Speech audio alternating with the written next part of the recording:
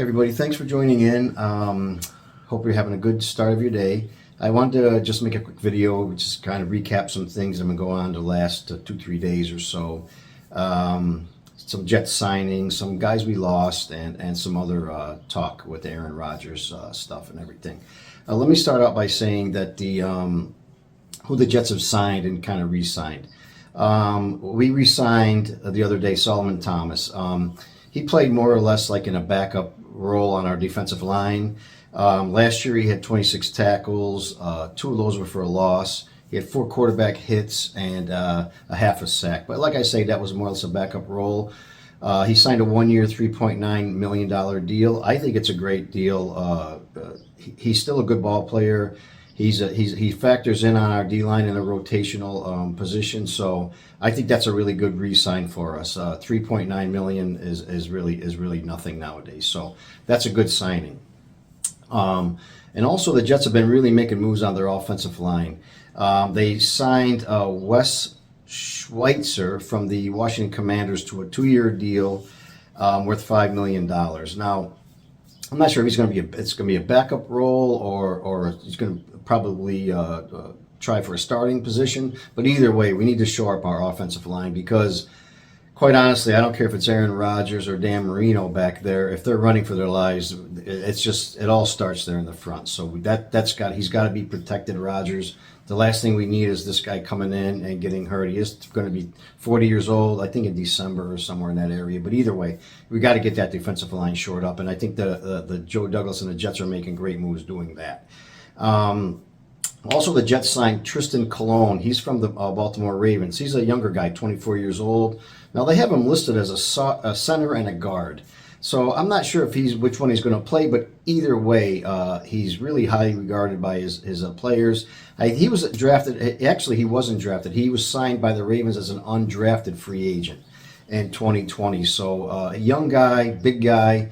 He's going to be another big addition to our offensive line, and he will definitely play for a starting role. He's going to compete for a starting role. So that's another great sign. And also, this one here is it makes most Jet fans I know, it makes them the most happiest is the Jets re-signed punter Thomas Morstead from the Dolphins. Now, he's 37 years old. Guy's been around for a while. I think he was drafted in like 2009 by the Saints in the 5th round. But after Braden Mann's performance last year, Jet fans were just like, why is this guy even still on the team? He had some good times there where he would drop one in, but other than that, his play was very questionable, and it's time to move on from him. Now I've seen some trade talks, a rumor about the Jets trying to trade him, which would really mean there would be no punting competition. But I think Morstead is going to be a good addition. He's a veteran guy. He played for the Jets a couple of years ago, and he'll bring some stability maybe to that position. But Braden Mann, I think it's pretty safe to say his time as a Jet is probably coming to an end. Okay, so now we have some negative news. I guess you could look at it that way. We lost Sheldon Rankins, defensive end. Now I think that's too bad. I don't think the Jets were going to pay him any kind of money that he wanted, but he did sign with the Houston Texans on a 1-year deal worth $10.5 million. Rankins is still fairly young. He's only 28 years old. He started 15 games with the Jets last year. He had 43 tackles. 4 of those were for a loss. 7 quarterback hits, and I think he had 3 sacks, somewhere in that area, 3.5 sacks, and he had 1 forced fumble. So it's tough to see Sheldon go, but obviously we wish him well with his new team, the Texans, and we'll see how he does. But he's a loss. There's no question about that. Our defensive line was one of our strong points.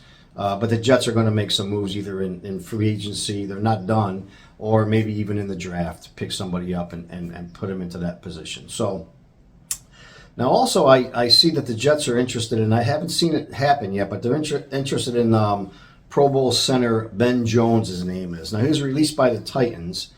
He was a 4th-round pick in 2012. He was drafted by the Texans. He's traded to the Titans in 2016. And he didn't make his first Pro Bowl till I think last year it was. But the guy is a really he's a really highly regarded center. We need help in the center position, and this guy's going to be a big, to me, in my opinion, he's going to be a big upgrade this year. So that's a good signing. Another